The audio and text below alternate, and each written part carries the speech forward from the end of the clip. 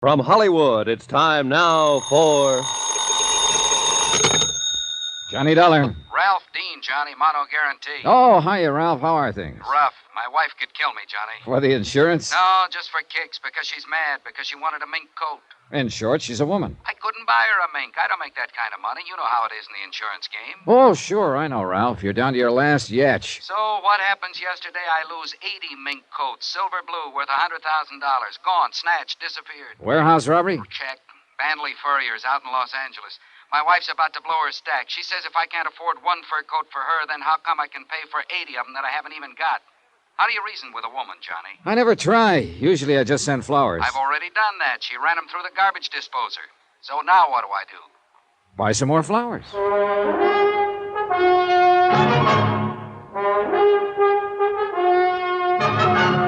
Tonight and every weekday night. Bob Bailey in the transcribed adventures of the man with the action-packed expense account, America's fabulous freelance insurance investigator. Yours truly, Johnny Dollar.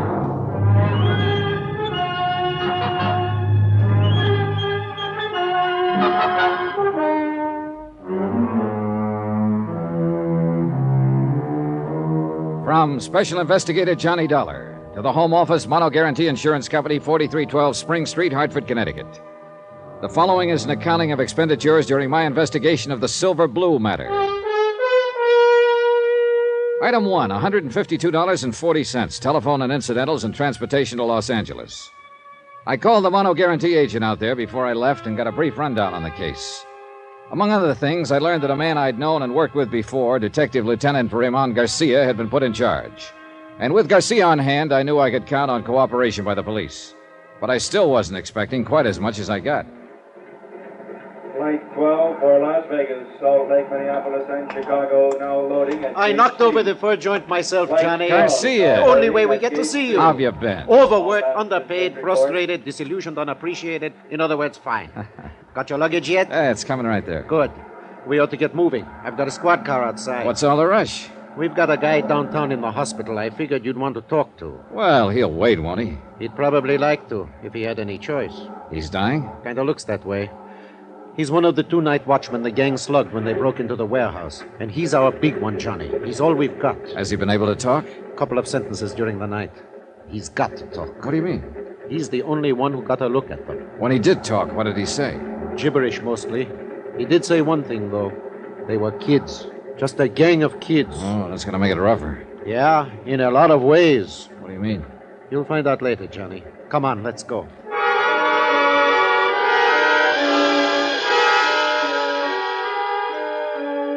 We took the freeway into town with the accelerator floorboarded and the siren screaming.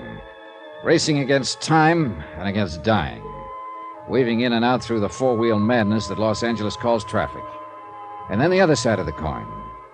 The solemn quiet of hospital corridors. The calm voices of the nurses. And the blank hardness of sterile white walls. We sat there beside a bed and waited for a man to talk or to die. But the slow minutes passed, and he still did neither. So we waited.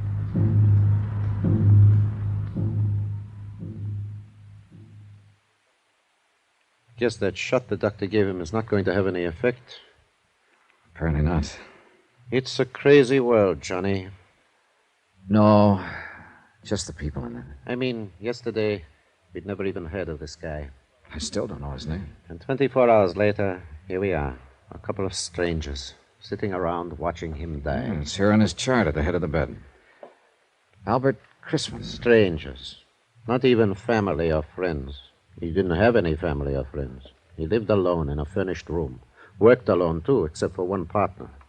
So, a gang of punks jump him and bust his head open. I'm a bad cop, Johnny. I get sentimental about things like this. How'd they work it, Garcia?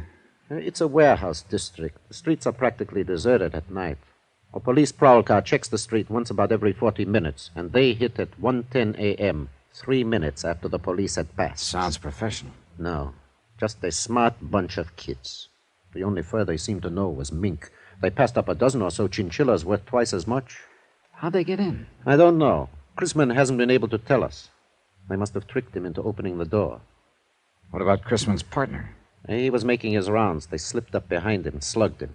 He didn't see them. He didn't know what hit him. And nobody outside in the street saw anything? Saw them leave with the furs or anything? Nope. Or if they did, they're not saying anything. Oh, it's a rough one, Johnny. We haven't got a thing to go on. Except Chrisman here. The shape he's in, that's only a straw. If he recognized any of them, if he lives long enough to identify... At least the poor devil can groan. I don't know. I think he's closer to being conscious right now than he's been in the last hour. Maybe you're right. Chrisman? Water? He wants a drink. Yeah, here you go. That enough? You want some more? Who are you? This is Johnny Dollar, insurance investigator from Hartford. I'm Lieutenant Garcia, L.A. Police. Warehouse. The kids. It's all right now. You're in the hospital now. It's going to be all right. My head. Do you feel like answering a few questions, Mr. Chrisman? It won't take long. Those kids, how did they get in? Telegram. Telegram? He showed me the telegram through the window. Yes? When I opened the door, one of them hit me. Did you get a look at the boy who showed you the telegram? Yes. I saw him. Yeah? 18, 19. What did he look like? 5'9", 10. Dark skin, black hair, How was he dressed? dark jacket. Hard to think. Any scars? Anything unusual about him? No. My head. Are you sure? Sure. Would you recognize him if you saw him again? Yes. Any of the others? No. The only one. There was a mark on his arm. What kind of a mark? My head. Oh, my head What kind of a mark on his arm? hurts too bad. I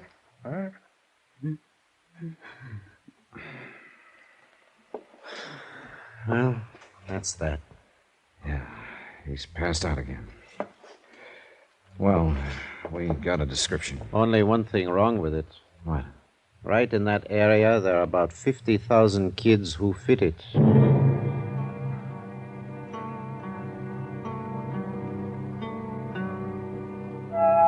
I talked with Mr. Banley, owner of the furs. Then Garcia and I went down to the warehouse. It stood on the fringe of the river bottom section, fronting the railroad yards and backed up by block after block of weather-beaten slum shacks. We looked through the warehouse, at the racks where the furs had hung, watchman's office where the gang had entered, but knew while we did it that we were only going through the motions. The police technicians had already been over the place inch by inch, and they'd found exactly nothing. Finally, we stepped out the door into the street. A drab gray street, cluttered with things cast off and discarded, dusty and hollow. There's the story of this whole district down here, Johnny. Right there in that street. Yeah. It's a backwash, a service yard. It's something you need but don't like to look at, so you shove it out of sight. People you need but don't want around. It's the same with them. You grew up down here, didn't you, Garcia? Yeah, I grew up down here. That's why they gave me this case. I know this section inside out. And that's why I told you this one was going to be tough. I think I get the general idea. Those kids came from that slum there to the east. One gets you 9 on that. The people who live there aren't on our side, Johnny. If they do know anything, they won't talk, is that it? They wouldn't tell a cop the time of day. I don't mean they're criminals. Most of them aren't. It's just that they always put themselves on the other side. What about juvenile gangs? Do they operate around here? Oh, dozens of them. And there's another thing. A few of these gangs are pretty rough, and people who might talk don't because they're scared to. Oh, it's a great setup, Johnny. A fine place to look for $100,000 in furs. You know, I've been thinking about the fact that they knew exactly the time to hit. They must have staked out here somewhere. Sure, and probably right in the place you're thinking. Hey, that lunchroom across the street? Well, they had to be inside, or the prowl car would have seen them. That's the only place open at night. Did you shake it down? Like I told you, Johnny, they won't give us the time of day. Uh-huh. What about me having a go at it? Yeah, maybe they wouldn't smell cop on you quite so strong. The owner's name is Red Wellers. He was on that night. See what you can get out of him if you want. I think I will. By the way, Johnny, I know you insurance guys make deals sometimes, no questions asked, just to get the loot back. Sometimes, yeah. Well, before you make any deal on this one, you better remember one thing. Chrisman may die.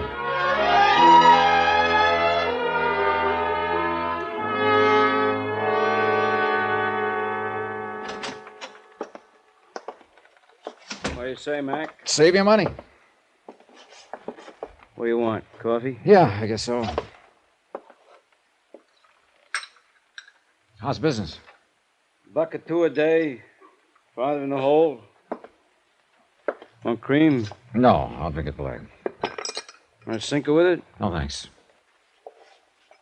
Are you Red Wellers? So that's it. What do you mean? You're in that fur case, ain't you? Maybe. I thought you was the same one, but I couldn't be sure seeing you across the street.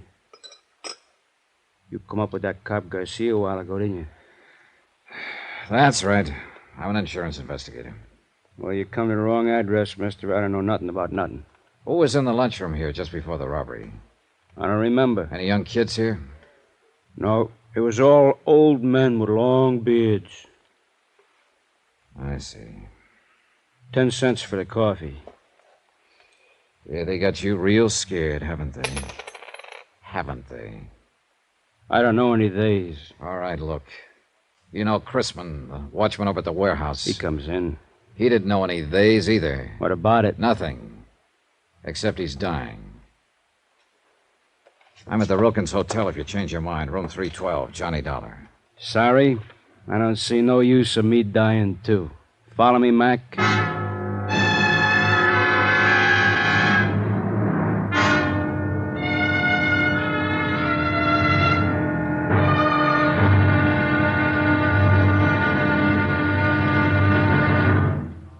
Now, here's our star to tell you about tomorrow's intriguing episode of this week's story. Tomorrow, fear stalks the streets, closing the mouths of a sullen and suspicious people, terrifying a lonely girl, and bringing death in a dusty alley. Join us, won't you? Yours truly, Johnny Dollar. From Hollywood, it's time now for... Johnny Dollar. This is Red. Red Wallace, remember?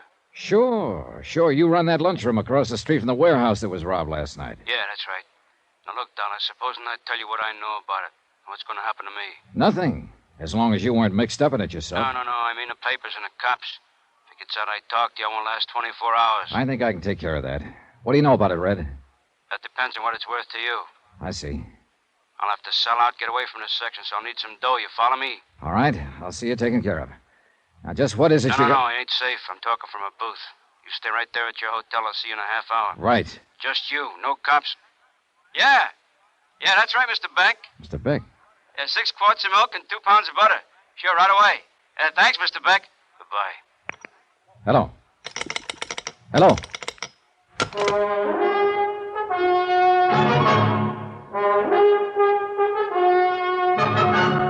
Tonight, and every weekday night, Bob Bailey in the transcribed adventures of the man with the action-packed expense account, America's fabulous freelance insurance investigator. Yours truly, Johnny Dollar.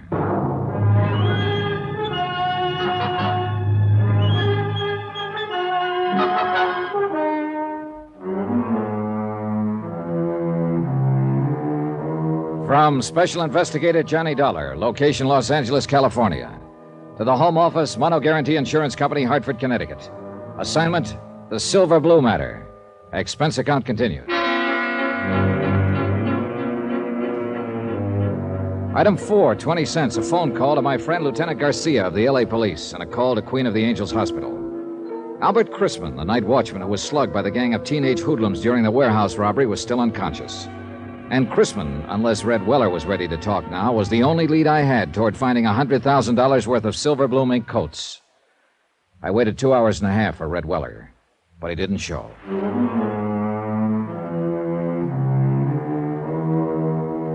Item 5, $2.85, taxi to the warehouse district at the south end of the railroad yards. It was night by now, and the area was almost deserted. A lost, lonely district, shabby and worn even in the softening darkness, and haunted now by fear. The only lights in the block were those shining from the windows of the warehouse office and from Weller's lunchroom across the street. Good evening. Hello. What would you like, sir? Cup of coffee, I guess. Oh, you're lucky. I just made some fresh. Good. Would you like some cream? No, thanks. No, that'll be fine. Is it foggy out? Yeah, a little. Not bad, though. Hey, this coffee's all right. You're a good cook. Thanks. The boss always has me make it when I'm here. He says I do it better than he does. I'll bet you do. Is the boss around, by the way? No, he called me and said he had to go out. That's why I'm working. I'm on in the daytime mostly. Do you have any idea where he might be? No, he had to go somewhere, I guess. What'd you want to see him about? He wanted to see me. Do you know where he lives? Well, he's got an apartment over on Marina. It's about 8 blocks from here. Think he'd be there? No, he wasn't going home. He was going out somewhere. He acted kind of strange. I don't know what he was going to do. May I ask just what business you're in? Insurance. Oh. I'm a special investigator. What do you mean? I'm working for the company that insured those furs. Oh. The furs that were stolen the night before last from the warehouse across the street. Oh. Something wrong? Oh, no. No, of course not. I don't know what you mean. Oh? Can I help you gather up that silverware? Oh, no, that's all right. I don't know what happened. Just careless, I guess. Yeah. Do you live around here somewhere? Well, yes, on Dalton, 3 blocks up. What's your name? Carla Monte. Why are you asking? How long have you worked here, Carla? About a year. Do many teenagers hang out here? What do you mean? Kids, 17, 18, 19. Do many of them come in here for coffee, hamburgers? Well, sometimes, yeah. I've never noticed much. Know any of them? No. I don't know any of their names. Are you sure? I don't ask them their names. Did I ask you your name? It's Dollar, Johnny Dollar. Well, I still didn't ask you. If you want to tell me What are you scared of, Carla? Nothing. I'm not scared. You're not? Of course not. Why would I be scared? For the same reason your boss is, Red Weller. He was scared when he talked to me this afternoon and when he phoned me later. I don't know what you're talking about. Oh, yes, you do. That's why he didn't come to my hotel. He was afraid to. And why did you drop that silverware when I told you who I am? Because you're scared half to death. No. What's the matter with you people down here? What are you doing, crawling into a hole because a half-grown gang of hoodlums starts throwing their weight around? You don't understand. Then suppose you tell me about it.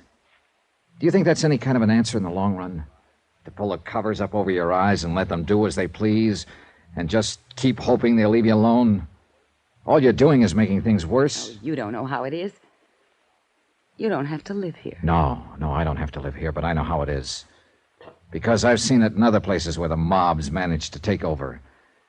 And if you let it happen here, then you'll really have something to be scared of. Maybe they've already taken over. Oh, a bunch of kids with a gripe on running in packs so they feel safe? Is that the kind of mob you mean, Carla? No. They're not a mob yet, but they will be if they're not stopped. It seems to me you'd have some sense of responsibility to them, if nobody else. Maybe if other people had a sense of responsibility, kids wouldn't have to grow up in a place like this. Have you ever thought of that, Mr. Dollar? Yeah, I've thought of it. But it doesn't hold water. You'd think so if you lived here. All right, so it's a slum district. And sure, these kids start out with a strike on them. But that's a pretty weak excuse for joining up at criminal bands and terrorizing a whole neighborhood, for slugging people and looting warehouses. Yes, I know. Most of them find other answers. It's only a small minority that turns to crime. But if you let them get away with it, others will join them and they'll grow until finally it's too late. Well, Carla, still nothing to tell me? I can't. I just can't. I see. Well, there's a quarter for the coffee. Keep the change. Good night, Carla. Wait. Yeah? Mr. Dollar, suppose I knew someone who might be able to help you. I mean, who might know something about the robbery. Innocently, of course. If you talked to this person and they agreed to help you, could you keep them out of it? Depends on the circumstances. I'd do all I could, that much I promise. I don't know. I'm not sure. You're not sure of what? Of you. Oh, I know better when I stop and think, but I've lived in this neighborhood too long. Lived with these people and... I'm bound by the law like any other citizen, and I won't break it to help somebody cover up a criminal act. But I figure it's up to me sometimes to decide whether a thing is a criminal act. And if a person seems to deserve it, well, I can be pretty lenient. You promise? What you just said? Yes, I promise. I've got to trust you. I've got to trust someone. Do you know such a person, Carla? Yes, Do you know where to find them? I think so. Well, I'm sure they'll be at one of 2 or 3 places. Not very far from here. And who is this person? Someone who grew up around here. A boy, 19. What boy? My brother.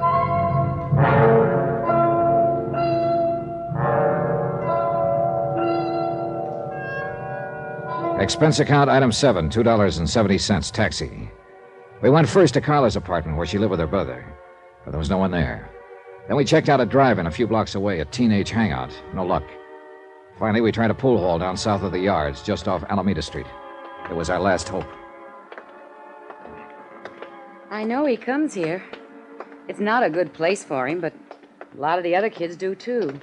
And he wants to belong. Yeah, sure. Everybody does, in one way or another. Oh, gosh, it'd have been different if our folks had lived, but our boy just won't take orders from his sister. Yeah, I know. Go ahead. Thanks. Let's see. Well, if he's not here, then I just don't know where he... Oh, wait. There he is. Down near the corner. The one with the dark curly hair. All right, come on. Take it easy. Just tell him I'm a friend of yours and you want to talk to him. We'll get him off to one side. Oh, whatever you say. Eddie! Yeah? Oh, what are you doing here, Carla? Eddie, this is Mr. Dollar, a friend of mine. I wonder if we could talk to you for a moment. What about? Well, You know better than to come in a joint like this. But I want to talk to you, Eddie. You can talk to me at home. Now, go on, get her out of here, will you, mister? It might be a good idea if you listen to her first. I thought it was her that wanted to talk to me. Go on, get her out of here. All right, if you'll go with us. What for? I like it here. It's a nice place. Yeah? At least it's better than San Quentin. What are you talking about? A warehouse robbery, $100,000 worth of furs. I understand you may know something about it. Innocently, of course. I thought you said this guy was a friend of yours. Well, that's right, Eddie. He's just... Who is he? He's an insurance investigator. Oh, so that's the pitch. He's promised to help, Eddie. If you'll tell him whatever you know, he'll protect Knock you. it off, Carla. Now, look, mister. I don't know nothing about nothing. I never even heard of no fur robbery. So take her with you and get out of here. This may be your last chance to get off before the boat sinks, Eddie. You're not leaving, huh? All right, then I'll leave. Eddie! Let him go. We can't force him to talk. I don't know, Mr. Dollar. I don't understand him. I do.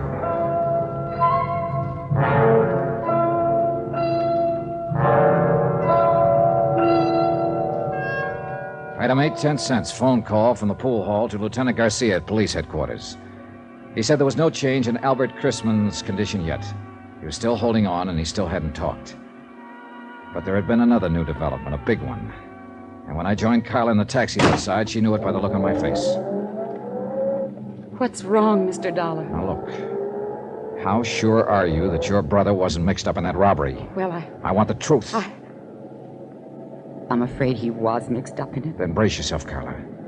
Your boss, Red Weller, who was going to tell me what he knew about it, was found murdered in an alley an hour ago.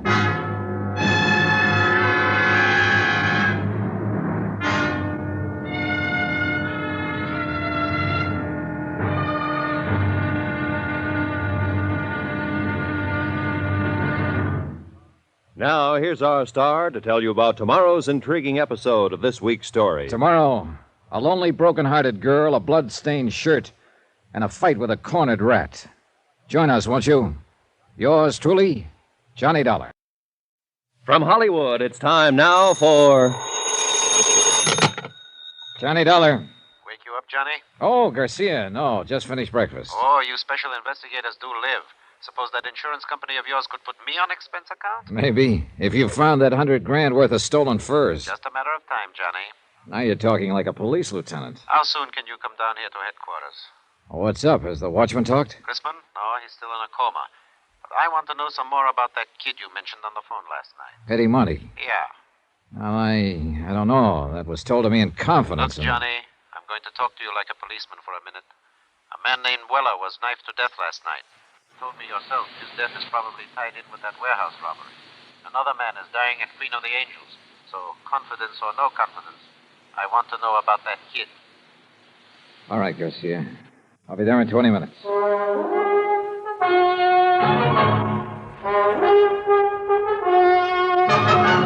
Tonight and every weekday night, Bob Bailey in the transcribed adventures of the man with the action-packed expense account, America's fabulous freelance insurance investigator. Yours truly, Johnny Dollar.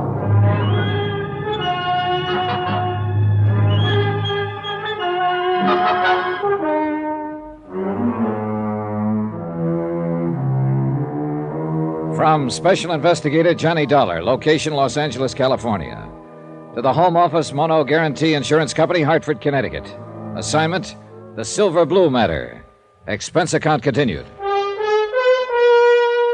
Item 10, $1.45. Taxi from my hotel to the police headquarters office of Lieutenant Garcia. The early morning fog was starting to lift, and the city sprawled beneath a slate-gray sky. The filtered sun should have softened things, but didn't. Gray sun, gray world, drab and dreary, and a case to match. Teenagers, not a gang of hardened criminals. A bunch of wild kids who'd broken into a warehouse and stolen 80 fur coats, silver blue mink. A night watchman had been slugged and lay dying in the hospital. And a lunchroom owner named Red Weller had been stabbed to death the night before. So it couldn't be called kid stuff. That term doesn't apply to murder. Run those 4 cards through, Joe. See what you can make on them. Thanks. Come on into the office, Johnny. This madhouse out here gets you frazzled before you know it. Oh, you police detectives have it pretty soft, Garcia. That's news to me. Teletypes, photo files, record cards, crime labs.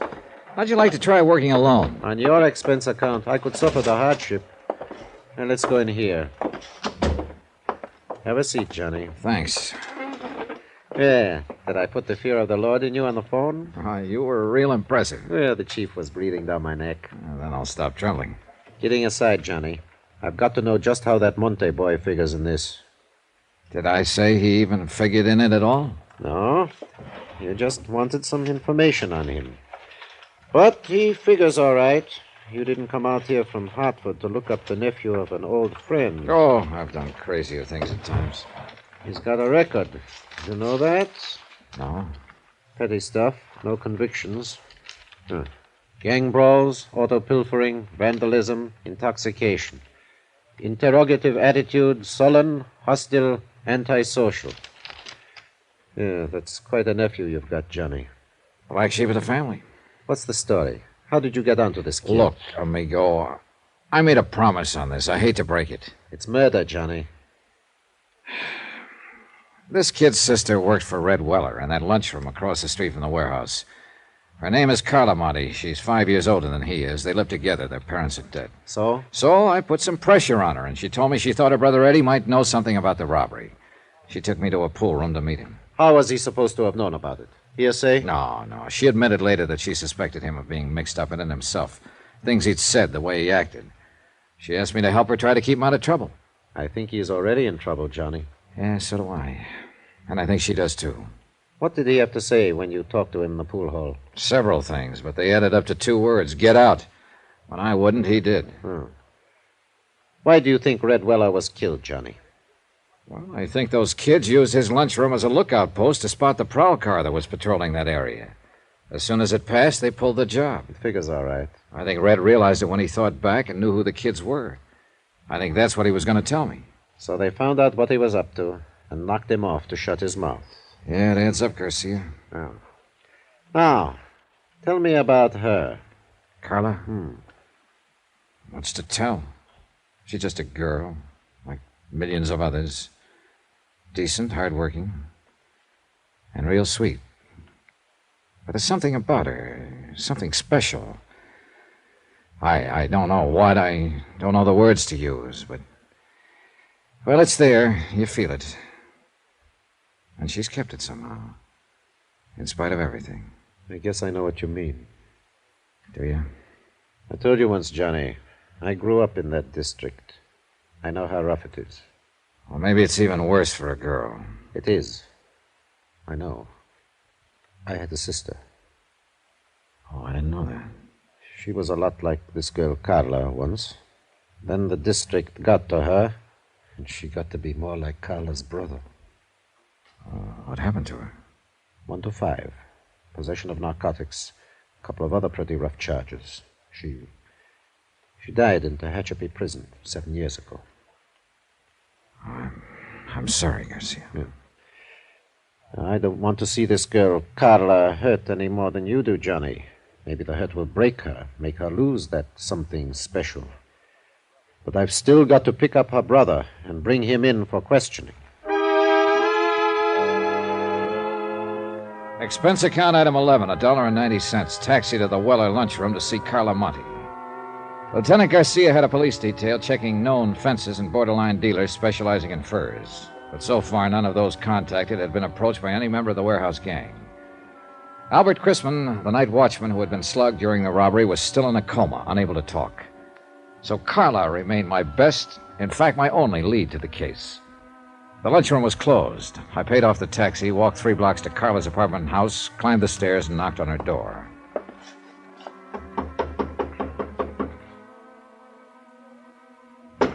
Yes? Who is it? Johnny Dollar, I'd like to talk to you. Oh, all right. Just a moment.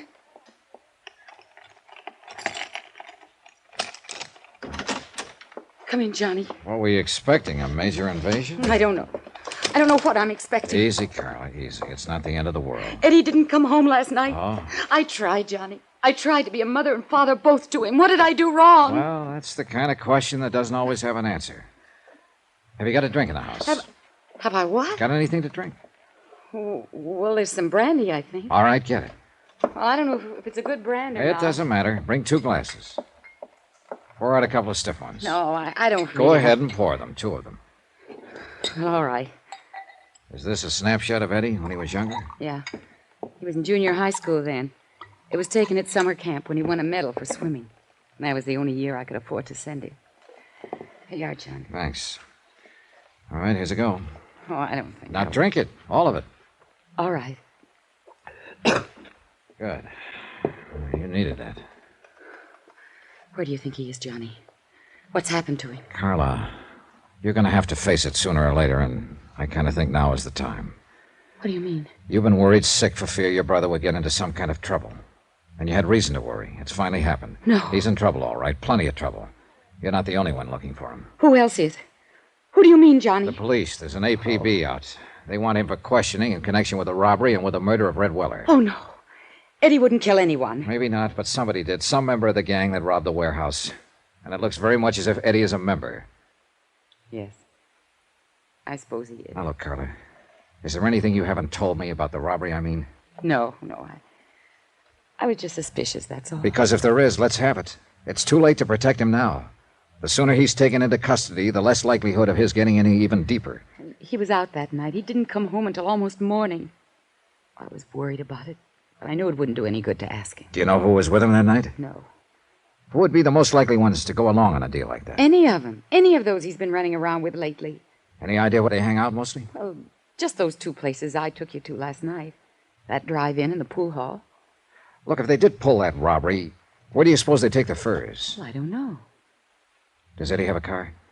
No, but some of the other boys do. Uh-huh. Carla, would you mind if I look through Eddie's room? No, I don't mind. It doesn't matter. I guess nothing much matters now. It's gone so far that... Wait. It's Eddie. He has his own key. All right, take it easy now. Be careful, Johnny. Sis, you're gonna have... What the devil are you doing here?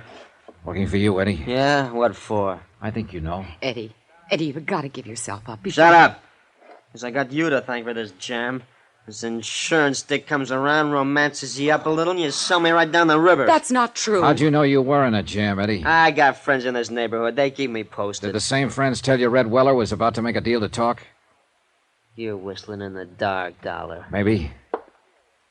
I imagine Garcia will find out, though, when he gets you down to headquarters. Get your hand off that phone. Oh, so you've got a gun. Eddie, don't. Please. Keep out of this. Move back against that wall, Dollar. Put your hands flat against that wall. You keep them there. Give me some clothes, Carla. Come on, make it fast. What are you going to do, Eddie? I say give me some clothes. All right, Eddie. You're wrong, though. You're making a big mistake, Eddie. It's no use running. You'll only... Eddie. What's the matter? Down there in the street. A police car just pulled up. You're lying. Stay where you are, Dollar. I'd kill you, Carla. You're the one that brought him here. Trying to let him trap me. I think I'll pull a bullet in you before I leave. You fire one shot and you won't have a chance. They'll be in here before you can get out of the hallway. You better make up your mind, Eddie. Well, you've still got time. Stay where you are, Dollar. Don't try to come after me. Eddie, please. Give yourself up, Eddie. Stop him, Johnny. I'm afraid it's a little late. Why did you let him go? There was no choice, Carla. He'd have killed you if I'd moved. Well, you'd better give me that list of his friends. The police will want it. Heaven help him. Yeah. That's about all that can help him now.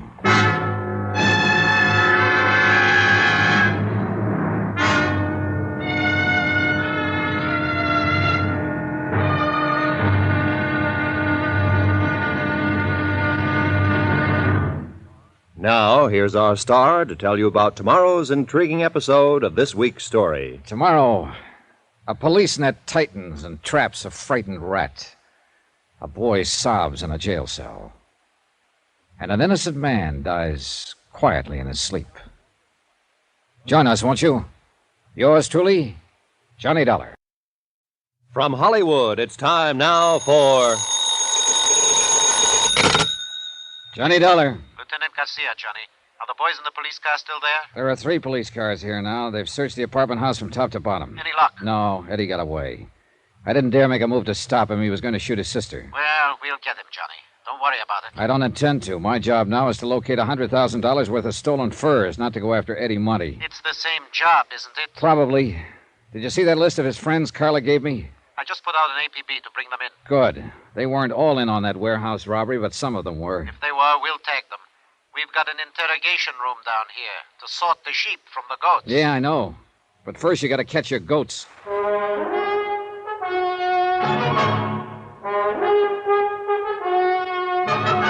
Tonight, and every weekday night, Bob Bailey in the transcribed adventures of the man with the action-packed expense account, America's fabulous freelance insurance investigator... Yours truly, Johnny Dollar.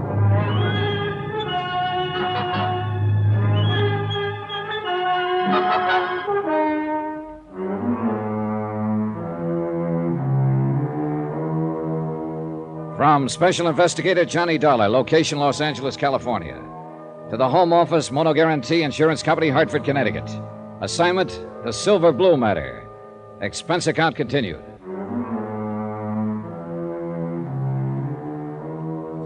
Item 12, 2 cents, for the way I felt. I hung up the phone and walked to the window, stood there looking out into the street. The police were leaving the apartment to carry their search for fugitive Eddie Monty into wider territory. And Eddie's sister, Carla, sat huddled in a corner, forlorn, beaten, broken-hearted. From the window, too, the view was anything but cheerful. Dirty, cluttered streets lined by row on row of sagging tenements, drab and gray in the weakening light of late afternoon. This was the slums that had spawned Eddie Monty, raised and nurtured him, made him into a member of a gang, and had now sent him fleeing from the police with a gun in his hand. And the same slum had bred the others of the gang who'd robbed a warehouse of 80 silver blue mink coats, slugged night watchman Albert Grisman into a near-death coma, and had murdered a man who'd tried to give them away. Why, Johnny? What got into him? Why is he ending up this way? I wish I could tell you, Carla. I did something wrong. That's it, of course, but what? Forget it. You did all you could. It wasn't enough. Well, sometimes nothing is enough. And nobody knows exactly why. I loved him. I never thought of him as just a nuisance of a kid brother, the way a lot of girls do. Now, look. You did more than anybody could expect. You were a pretty young kid when your folks died. Too young to have to take on the responsibility of raising a teenage brother. But I tried. I tried hard. And I thought I was doing all right until lately. But now there's... So it didn't work. And what's happened is breaking your heart. Well, that can't be changed. But just remember this one thing. You did the best you could. And that's all anybody can do. So don't blame yourself. Tell me something, Johnny. Yeah? You're wearing a gun. I don't think Eddie knew it when he ran from here. Maybe you couldn't have used it to disarm him. Not when he was on the verge of killing you. But you could have drawn it and killed him. He was careless. He gave you several chances. Why didn't you? I don't know. Thank you, Johnny. I'd like to look through Eddie's room, if you don't mind. All right. I'll go with you. This way. It's down the hall. Thanks. Oh, somehow I still can't believe it. Not the killing, at least.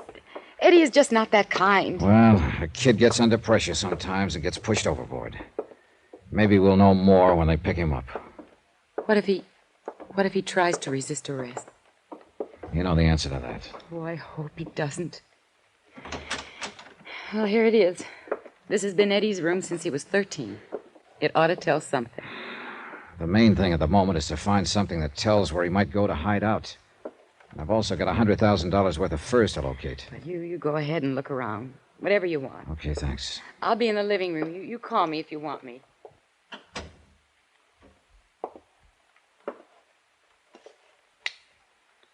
For the sake of company, I switched on a beat-up record player in the corner. And I looked at 6 years of a boy's life, accumulated in one room. Comic books, hot rod magazines, school mementos, knickknacks, photographs. Junk mostly to anybody but the owner. I went through all of it, then through the drawers and chests and through his clothes. Nothing. I looked over the photographs stuck in the mirror tacked on the wall. Some of the names on the boys' pictures were the same as those on the list Carla had given to the police. There were a few pictures of girls and a lot of pictures of hot rods. I picked up an envelope of loose photographs lying on the dresser. They were views of a second-hand panel truck, and in all of the pictures, Eddie was standing beside the truck with obvious pride of ownership. One of the views showed the front license plate. I turned the envelope over. The film had been developed less than 2 weeks before. I called Carla back into the room and asked her about it.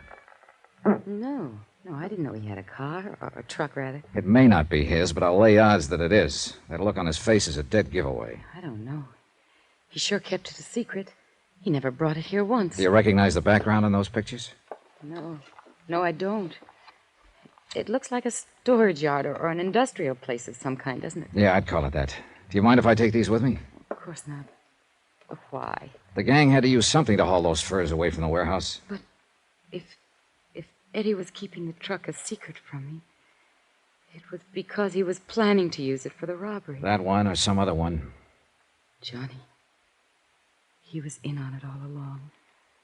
Look, Carla, I've got a hunch Eddie is the leader of that gang. Oh, no. I think the truck was used in the robbery, and I think when we find it, we'll find the furs and we'll find Eddie. See you later, Carla.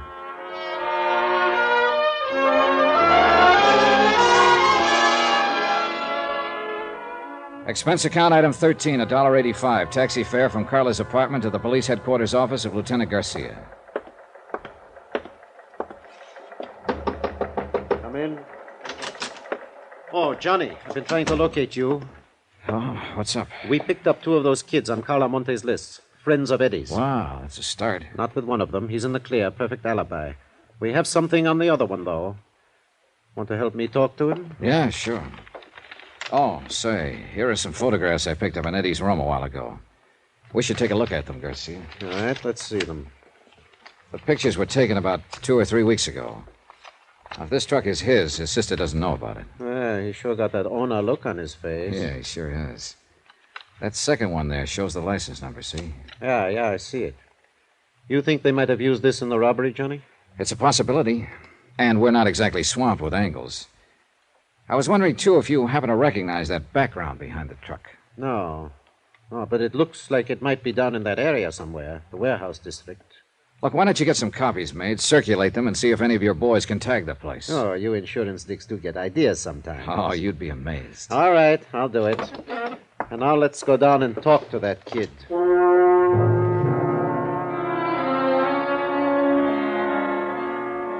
In Interrogation room 519 was on the 5th floor.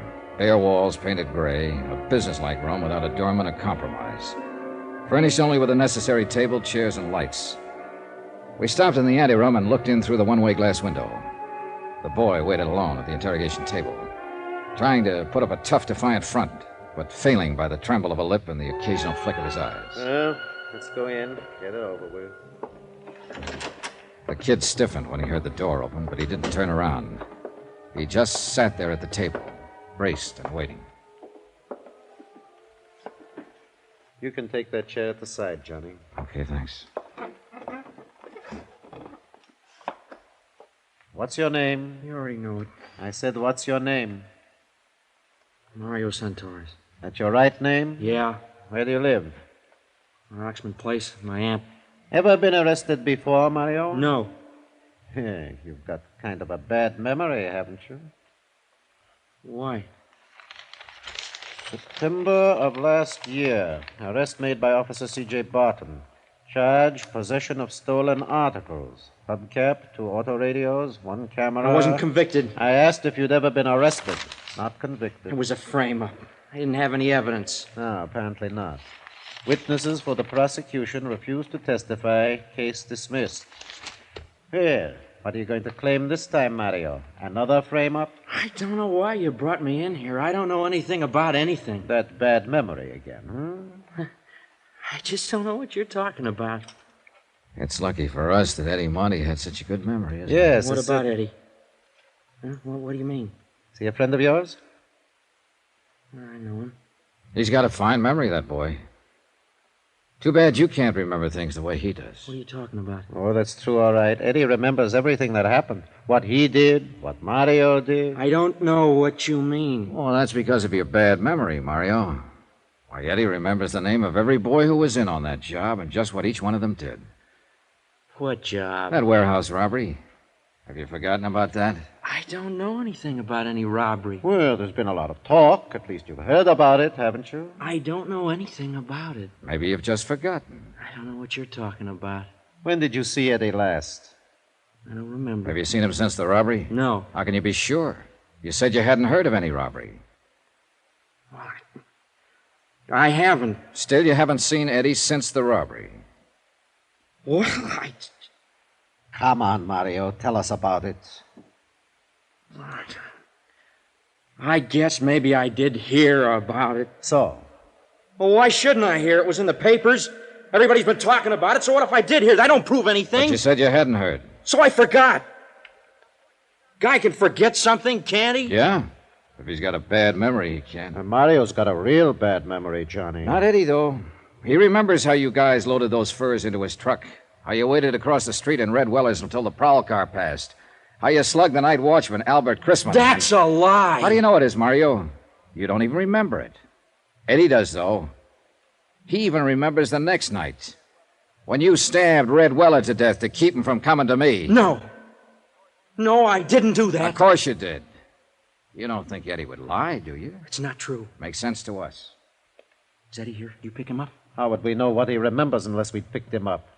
Now, how do you think we got your name? Out of the telephone book? It's not true what Eddie says. Well, if you've got anything to say, we'll listen to it. But I don't think it's necessary, do you, Johnny? No, I think Eddie remembers everything. Let's get out of here. Yeah. He's lying! You listen to me. I'll tell you the truth.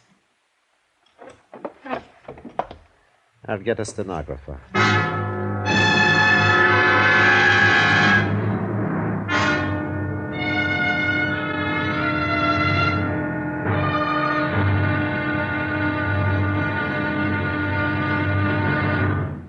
Now, here's our star to tell you about the final intriguing episode of this week's story. Tomorrow, a cautious search, an ambush, bullets and tears.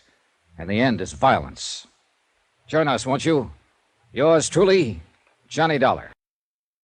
From Hollywood, it's time now for... Johnny Dollar speaking, Lieutenant Garcia's office. Johnny, you're the one I was trying to reach. This is Carla Monte. Oh, I was going to phone you later. What's happening? Have they found Eddie yet? Not yet, but the police picked up one of his friends, Mario Santorres. Oh, Mario, I know him. Why, he's been to the apartment lots of times. Was he in on the robbery?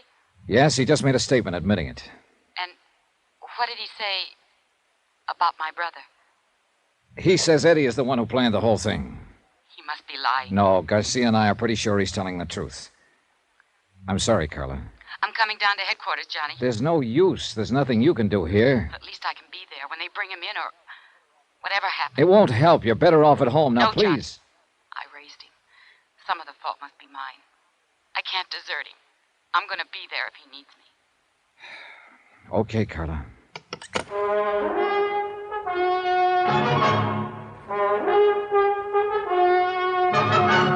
Tonight and every weekday night, Bob Bailey in the transcribed adventures of the man with the action-packed expense account, America's fabulous freelance insurance investigator. Yours truly, Johnny Dollar.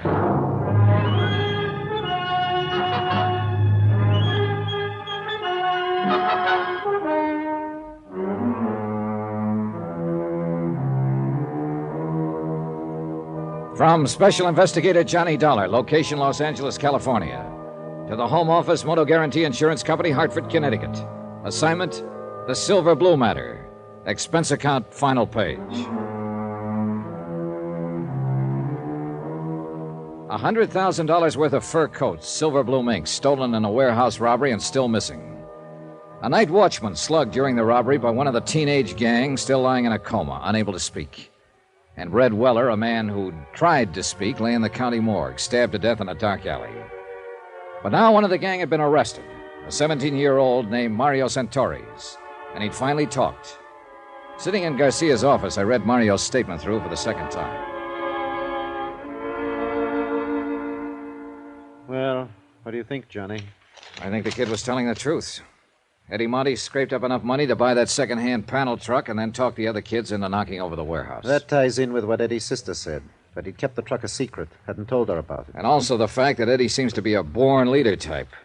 They even mentioned it in one of his former records of arrest. Yeah, I think we can buy it that Eddie Monte is the leader of the gang. Yeah. All right, they picked their night. They cased the place from Red Weller's lunchroom across the street. And as soon as the prowl car passed, they made their move. They got the watchman, Albert Crisman, to open the door by showing him a fake telegram through the window. That's another thing that checks out Mario's story, Johnny. Mario claims he's the one who showed the telegram. That's right. Crisman kept saying kid with a mark on his arm, and Mario's got a bad scar on his left wrist. That's what I mean. It checks out. Mario didn't know what Crisman had told us. All right, so they got inside, and then, according to Mario's version, it was Eddie Monte who slugged the watchman. Probably true. Then they jumped the other watchman in the dark and started hauling out the furs, loading them into the truck of Eddie's. They knew they had 45 minutes before the prowl car came back through. By that time, they'd finished and split up, Eddie driving the truck away alone and the others disappearing on foot. Yeah, I think that's about the size of it. And I think Mario's telling the truth when he says neither he nor any of the others know where Eddie planned to hide out the truck. And Red Weller, according to Mario, was murdered by another gang member. What was his name? Chuy Morel. Yeah. Well, if that's true, Eddie Monte is at least clean on the murder charge. If it's true. All you can tag him on is robbery and assault on that watchman. I'm kind of glad of it, Johnny.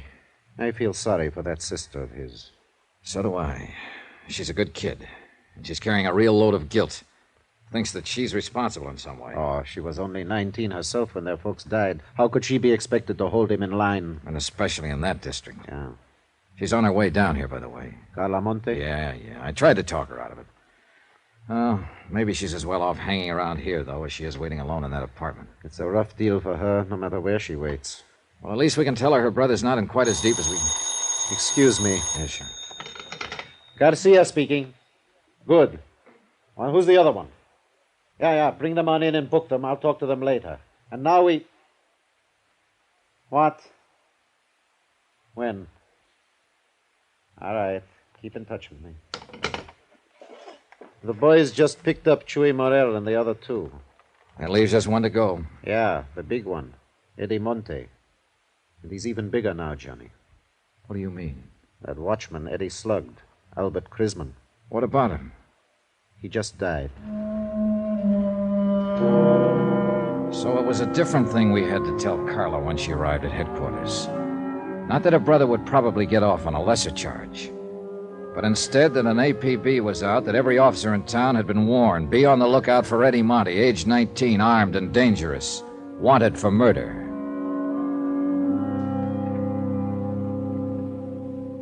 Expense account item 15, $12.50, rent on a hired car. One of Garcia's boys was certain that the background appearing in the photograph of Eddie's truck was somewhere in his district, but he couldn't tag the exact spot. So I decided to cruise that area street by street. Carla Monte, Eddie's sister, went along with me.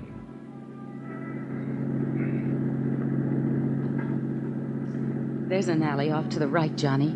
It might be worth a look. Yeah, it runs back toward a lumber yard there. That could be a lumber yard in the background of that photograph. Well, we'll give it a try. This isn't it, Johnny. Sally makes a right-angled turn there before it even gets to the lumber yard. Well, we may as well check it on through. It seems to run clear on down to the railroad yards. Please let us find him. If it's the police, he'll fight. And he'll kill someone else. Be killed himself, maybe. It's out of your hands now, Carla. It's got to work itself out in its own way. And there's nothing much anybody can do to stop it or change it. I know, Johnny. I keep trying to fool myself. All the time, I know. Well, all you can do is hope. Look! That fence ahead of us there. Next to the railroad yards. Yeah, that could be the fence in these pictures. Looks the same. And that storage shed there at the right, that's in one of the shots. Yeah. And that pile of oil drums. This is it, Carla. This is where those films were taken. The truck was parked right at the corner of that shed. Well, it looks as though that off chance paid off. I'm scared, Johnny. Now that it's so close, I'm scared. Don't be. By off chance, I meant just finding the place. He may not have come back here since the day those pictures were taken. You don't believe that, and you know it. Look, Carla. That house back at the corner has a phone. There's a wire running in from the pole. Go back there and use it to call Lieutenant Garcia. Give him the location and tell him to hit the radio and have this whole area blocked off. Got it? Yes. Tell him to cover the railroad yard, too. Sew up this whole section tight. And tell him to make it fast. Johnny. Yeah. Eddie may be watching us from around here somewhere right this minute. I waited until she'd gone. Then I got out of the car and walked toward the shed and the sagging wooden fence that bordered the railroad yards. It was nearly dark now. The high floodlights had been turned on above the crisscross network of gleaming steel tracks. Shadows play tricks at such a time of evening, and I got sudden movements now and then from the corner of my eyes, but, well, yet nothing really moved. And the only sound was the sound of my own footsteps. I stopped several times and stood watching and listening, but nothing moved. There was only silence. I reached the door of the long wooden shed and found it padlocked. But looking in through a broken window, I could see the lock didn't matter. The shed was empty and long abandoned. Between it and the fence was a drive leading toward the rear. And behind the shed, in a loading area, I found Eddie's truck. And in the back of it was $100,000 worth of furs. All right, darling. Get your hands up. Eddie, you're in a rut. That's the first thing you said to me the last time we met. I ought to killed you there in that apartment. Isn't one killing enough? I don't suppose you know it, but Albert Chrisman died this afternoon. I know. I got a radio in the truck there. That's where you've been hiding out all the time? Look, if I wanted to answer questions, I'd go turn myself in. You may be better off in the long run if you do. Now get... You here alone? No, your sister's with me. Oh, for the love... What does she want to do? Watch me get it? Why don't you give me that gun, Eddie?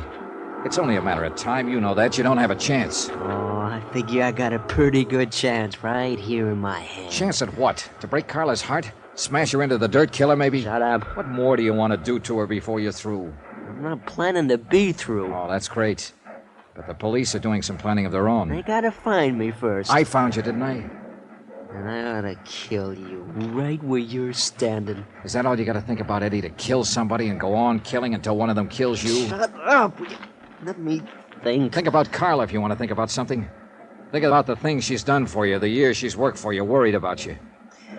That dame was born to worry. Nobody's born to worry. They inherit worries, like you were inherited by her.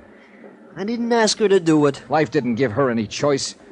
But it's too late now to talk about that. It's all over, Eddie. This is the wind-up.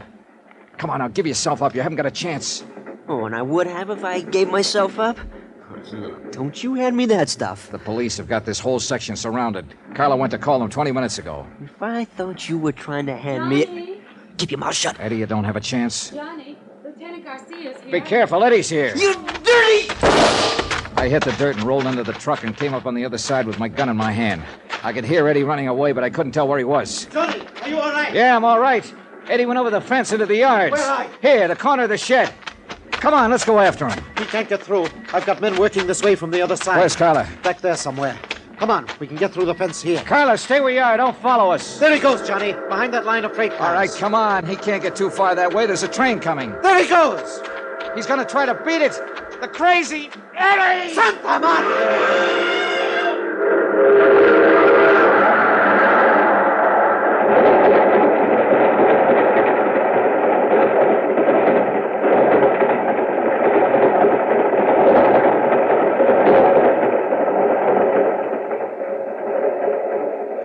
I don't know, Johnny. There must be better ways to die.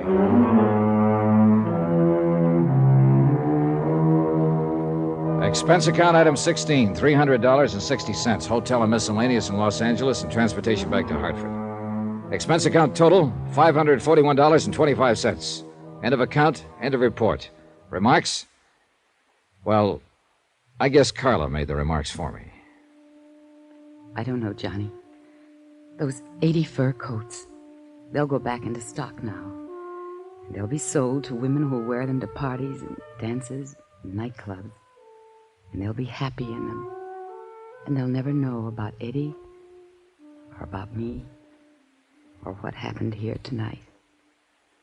Yours truly, Johnny Dollar.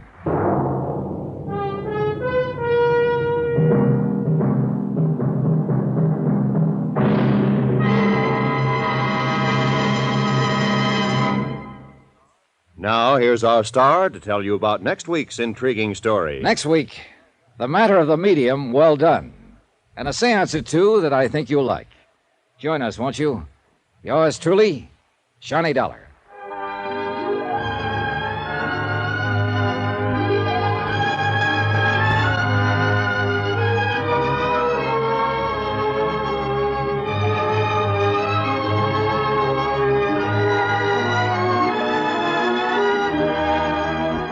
Yours truly, Johnny Dollar, starring Bob Bailey, is transcribed in Hollywood. Written by Les Crutchfield, it is produced and directed by Jack Johnstone. Heard in this week's cast were Lucille Meredith, Edgar Barrier, Victor Perrin, Jack Crucian, Tommy Cook, and Richard Crenna. Musical supervision by Amerigo Marino. Be sure to join us on Monday night, same time and station, for another exciting story of yours truly, Johnny Dollar. Roy Rowan speaking.